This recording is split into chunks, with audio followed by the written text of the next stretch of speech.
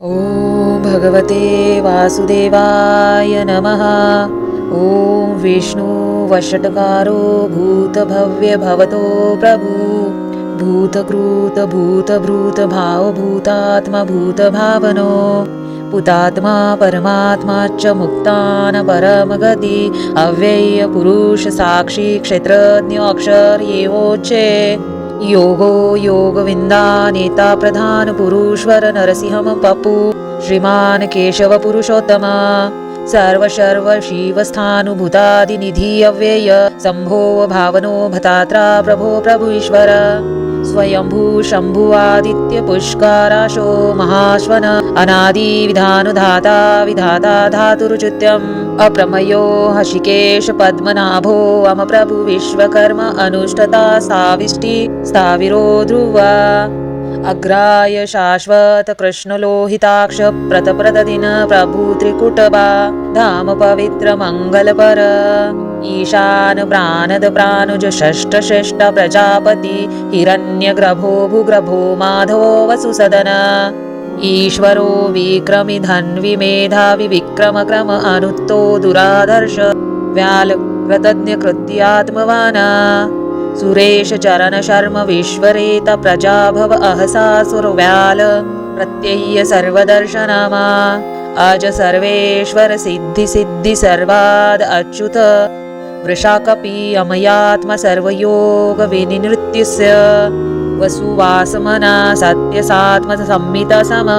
अमोघ पुंडरिकाक्षो वर्षकर्म वृषकृतित सर्वग सर्वविद्द अनुभवु विष्कस्य सेनो जनार्दनो वेदो वेदित अव्यंगो वेदांगो वेदवित्त कव्यया लोकाध्यक्ष सुराध्यक्षो धर्माध्यक्ष कृताकृत चतुरात्मा चतुर्विव चतुर्दष्ट चतुर्भुजा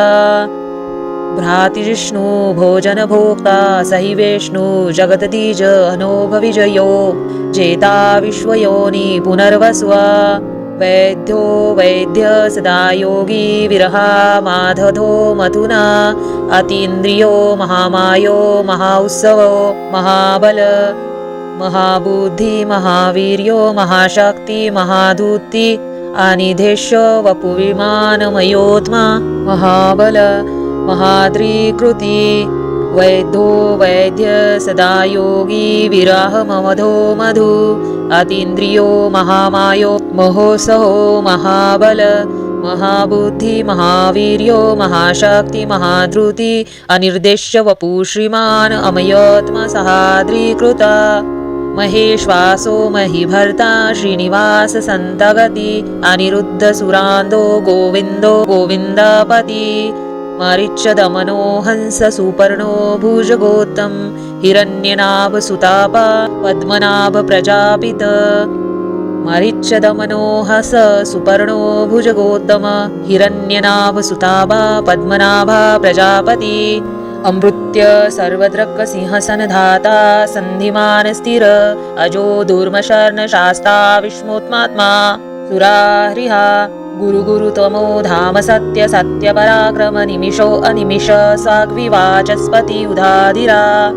अगन्नी ग्रामणी श्रीमान ज्ञानो नेता समिरन सहस्रधूर्मा विश्वास्मता सहस्राराक्ष सहस्रपाता आवर्तनो निवृत्तमा समृद्धस प्रमर्दन अहंसवतो वाहिनिलो धरणीधरा सुप्रदा प्रसन्नत्मा विश्वद्रूक विश्वभूक विभुवा सतर्क सतु साधुजह्यु नारायणानरो असंख्यो अप्रमत्मता विशिष्ट शिष्ट कृत सुचि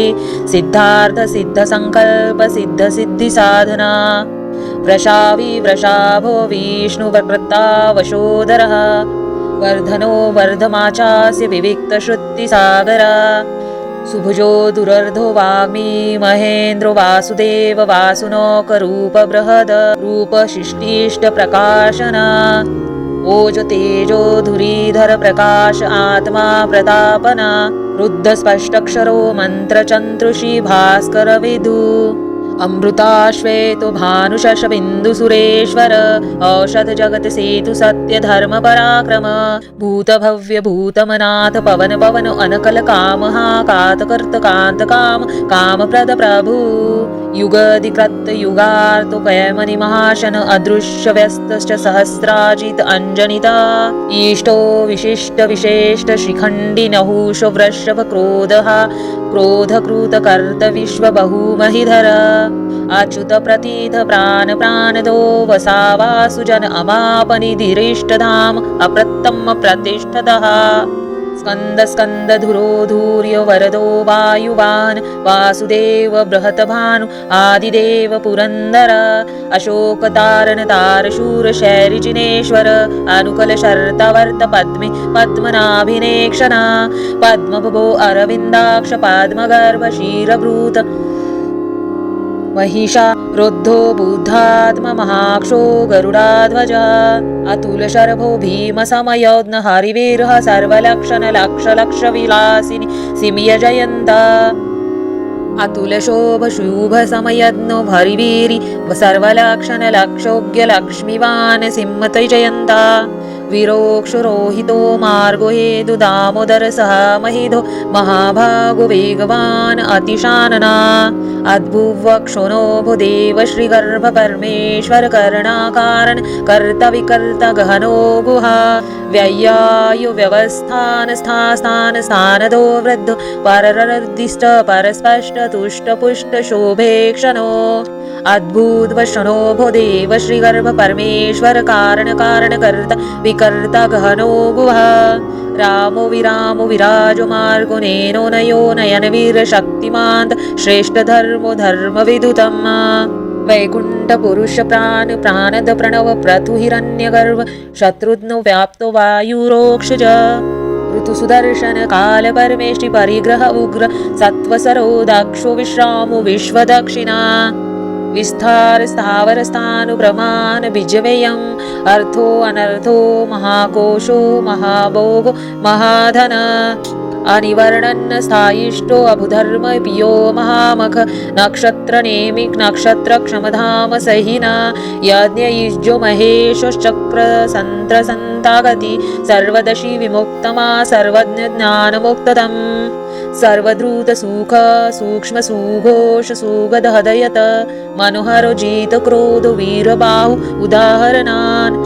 स्वापन श्वासो व्यापी कैकात्म कैकक्रम कृत वत्सरो वत्सलो वत्सनि रत्नगर्भो धनवेश्वरा धर्मगूप धर्मकृत धर्म सत्सक्षर अक्षर अविज्ञात सहस्रांशु विधाता कृतलक्षण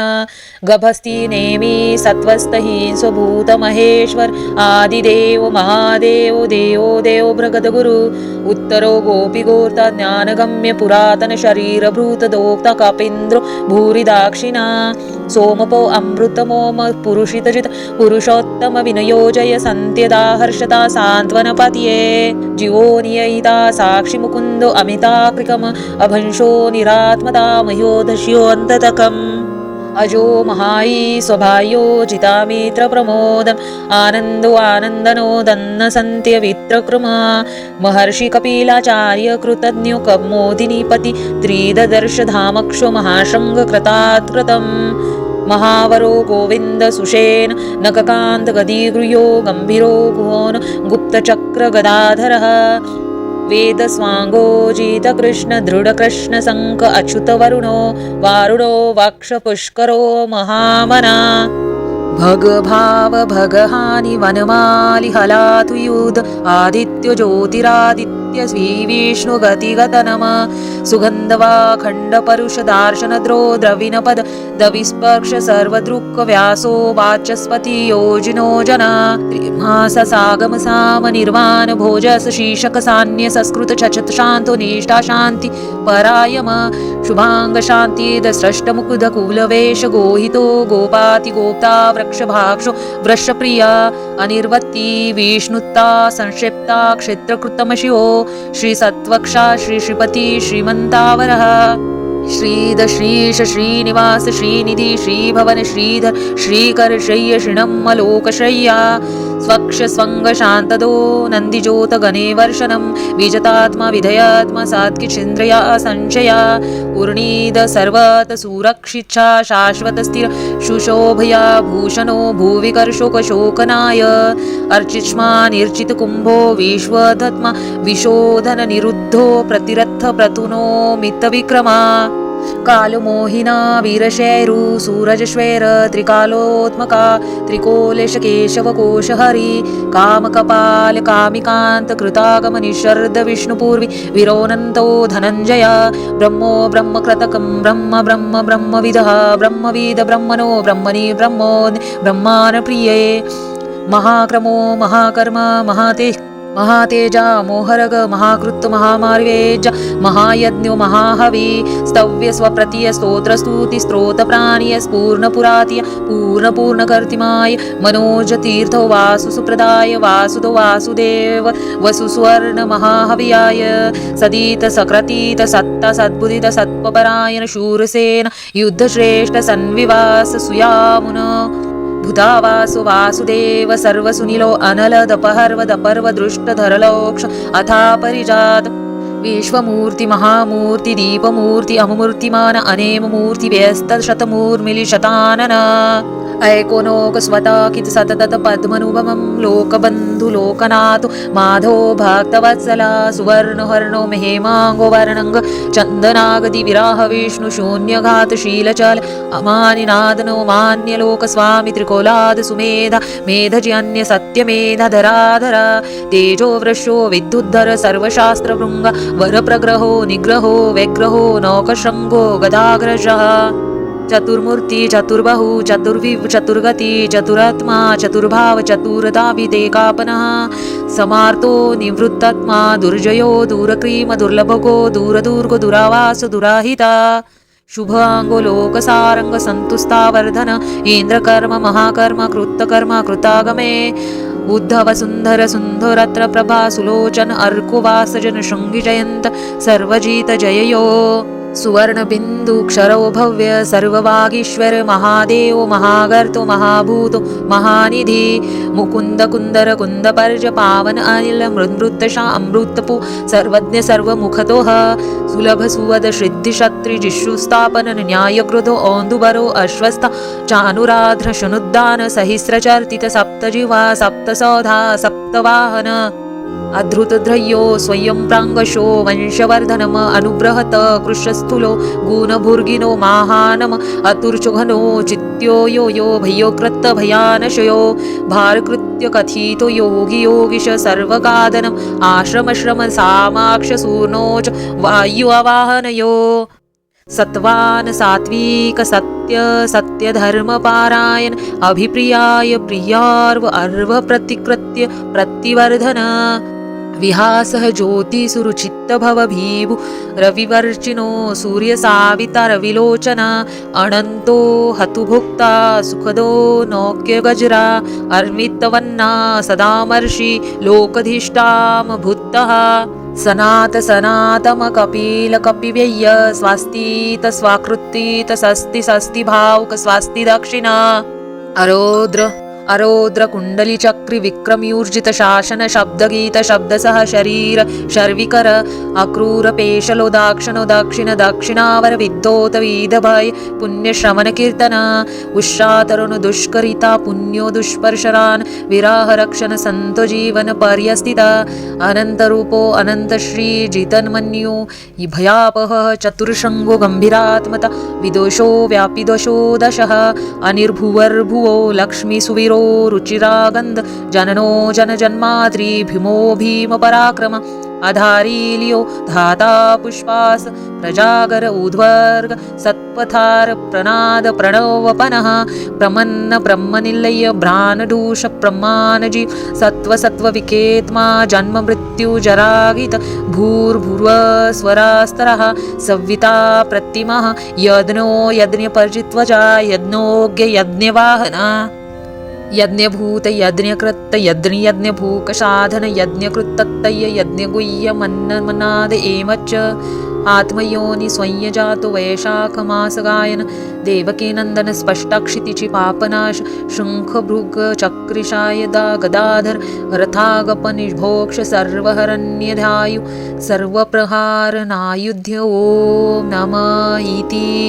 वनमाली गदी गाशी शंखी चक्री च नंदकी श्रीमान नारायणो विष्णु वासुदेवाय अभिरक्षु नमो नमः। ओम भगवते वासुदेवाय नमः। ओम विष्णु वषट्कारो भूतभव्य भवतो प्रभु भूतकृत भूतभृत भावभूतात्मा भूतभावनो पुतात्मा परमात्मा च मुक्तान परमगति अव्यय पुरुष साक्षी क्षेत्रज्ञ अक्षर येवोच्चे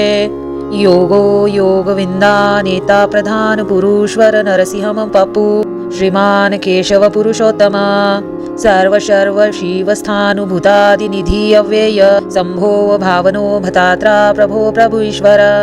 स्वयंभू शंभु आदित्य पुष्काराशो महाश्वन अनादि विधानुधाता विधाता धातुरुचित्यम् अप्रमयो हशिकेश पद्मनाभो अम प्रभु विश्वकर्म अनुष्ठता साविष्टि स्थाविरो ध्रुव अग्राय शाश्वत कृष्णलोहिताक्ष प्रतप्रतदिन प्रभु त्रिकुटबा धाम पवित्र मंगलपर ईशान प्राणद प्राणुज षष्ठ श्रेष्ठ प्रजापति हिरण्यग्रभो भूग्रभो माधवो वसुसदन ईश्वरो विक्रमि धन्वि मेधावि विक्रम क्रम अनुत्तो दुराधर्ष व्याल कृतज्ञ कृत्यात्मवान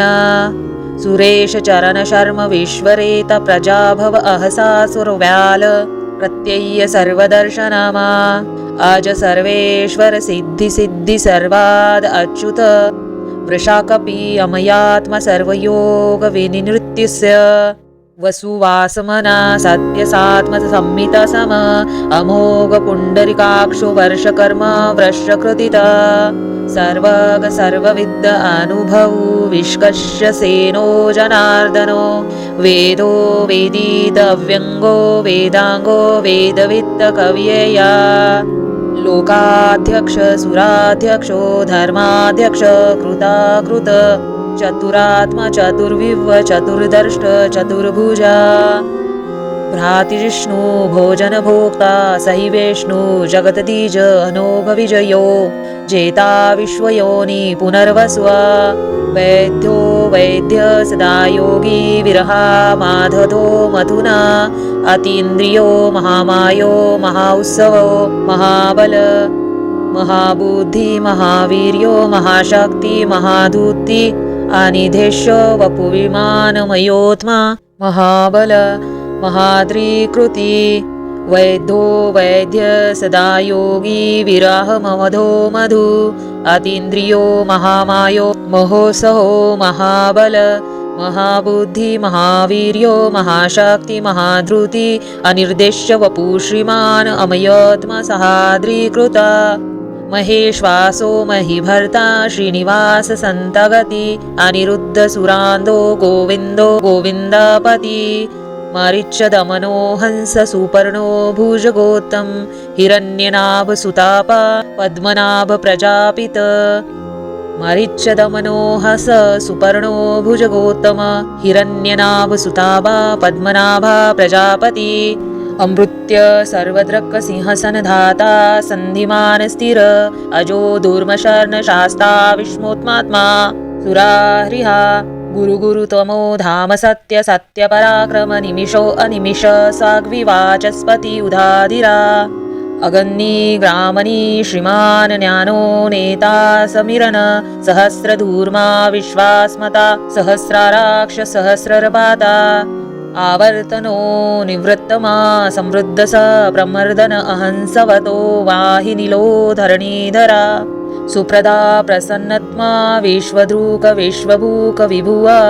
सतर्क सतु साधु जहियु नारायणानरो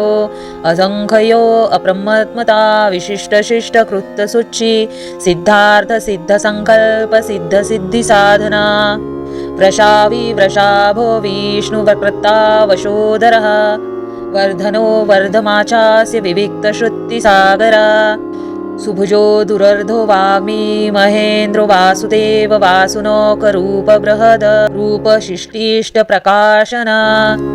ओज तेजो धुरीधर प्रकाश आत्मा प्रतापना रुद्ध स्पष्टक्षरो मंत्रचंत्रुषी भास्कर विदु अमृताश्वेतो भानुशशबिन्दु सुरेश्वर औषध जगत सेतु सत्य धर्म पराक्रम भूत भव्य भूतमनाथ पवन पवन अनकल कामहा कातकर्त कांत काम कामप्रद प्रभु युगधिकृत युगार्तो कैमनि महाशन अदृश्य व्यस्तश्च सहस्राजित अंजनिता इष्टो विशिष्ट विशेष्ट शिखण्डि नहुषो वृषभ क्रोधः क्रोधकृत कर्त विश्व बहुमहिधर अच्युत प्रतीत प्राण प्राणदो वसावासुजन अमापनिधिरिष्टधाम अप्रतम प्रतिष्ठतः स्कंद स्कंद धुरो धूर्य वरदो वायुवान वासुदेव बृहतभानु आदिदेव पुरंदर अशोक तारण तारशूर शैरिजिनेश्वर अनुकल शर्तवर्त पद्मे पद्मनाभिनेक्षणा पद्मभो अरविंदाक्ष पद्मगर्भ क्षीरभूत महिषा रुद्धो बुद्धात्म महाक्षो गरुडाध्वज अतुल शर्भो भीम समयोज्ञ हरिवीरः सर्वलक्षण लक्ष लक्ष विलासिनी सिमिय जयंत अतुल शोभ शुभ समयज्ञो हरिवीरी सर्वलक्षण लक्षोग्य लक्ष्मीवान सिंहत जयंता विरोक्षरोहितो मार्गो हेदु दामोदर सह महिधो महाभागो वेगवान अतिशानना अद्भुवक्षोनो भूदेव श्रीगर्भ परमेश्वर कर्णाकारण कर्ता विकर्ता गहनो गुहा